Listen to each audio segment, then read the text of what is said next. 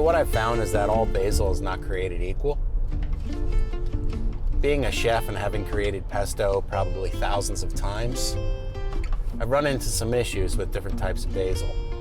So I'm going to take you to the farmer's market right now, and we're going to take a look at the basil that I use, and I use to save a bit of money, because another way you can go when we go to the grocery store is going to cost you a lot more.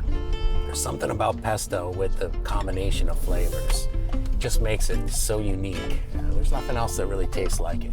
So I want to teach you some tips and tricks that I think will make your pesto a little more authentic Italian, like I learned in Italy. And a reminder to please like and subscribe to my channel for some more chef-inspired insight and recipe adventures. And here we are at my local produce junction, which has much better prices than the supermarket. And here is the fresh herb wall, where at the top you see the basil. We've got the hydroponic basil, and basil here from Colombia. Now, hydroponic basil always comes in the dirt. Sometimes you'll find it in a pot, and from what I found is that it may taste a little better, but it's not as hearty as the regular bunch basil. You'll find yourself purchasing more than double the hydroponic to meet the same amount as the Colombian bunch basil, because the hydroponic is lighter. This is the regular bunch of basil, and this is the one from Colombia. And you'll notice the leaves are thicker and have twice the weight. That will hold up better in your pesto. So obviously you can purchase a lot less than the hydroponic. One thing about making pesto is the quality of olive oil. Now, I see a lot of recipes out there with extra virgin olive oil, and that's good, but in my opinion, extra virgin olive oil will overpower the basil in your pesto, and it'll end up tasting a little bit too bitter. So what I use is 100% olive oil. When you go to the grocery store, you'll see 100% olive oil, or it'll just say olive oil, and then you'll see extra virgin olive oil. Most of your bottles will be extra virgin, but they do make 100% or just plain olive oil, and that's not going to overpower your pesto. So that's what I've been using in my pesto, and it works great. So I highly recommend getting the 100% olive oil for your pesto. Here I've got a 1/4 cup of pine nuts. I found a link in the description below to buy just 2 ounces for only a few dollars. This will help because most pine nuts are $80 a pound in some places. And you may need just a little bit, as I did in this recipe.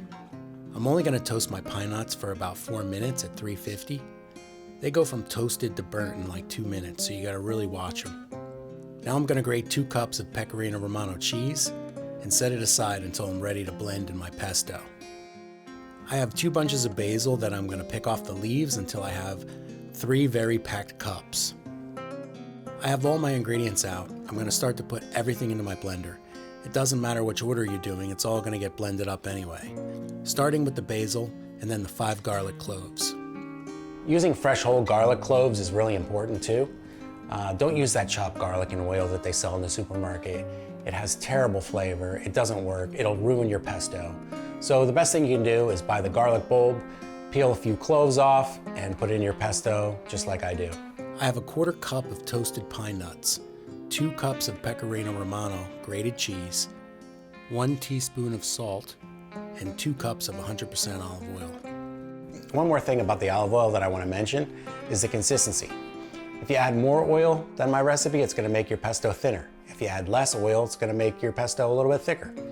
Now, it's not really going to change the flavor that much, but you may want a thinner or a thicker pesto depending on what you're making. My pesto recipe is a little bit on the thicker side because I like to spread it on pizza as a topping, and I want a little bit thicker because I don't want the oil to run all over the place. And you may want the same thing for your pasta. It's really going to hold well the way I have it, but you might want it thicker or you might want it thinner.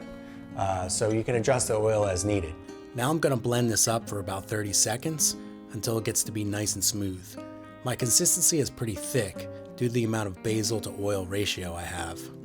I've got some penne pasta to test out our pesto. I'm not measuring here, I'm just putting the amount that looks right. Then I'm going to just drizzle a little olive oil while I'm warming it up over a medium heat. I'm going to spoon a little on my plate, and then with my microplane, I'm going to shave in some more Pecorino Romano cheese on top and then give it a taste.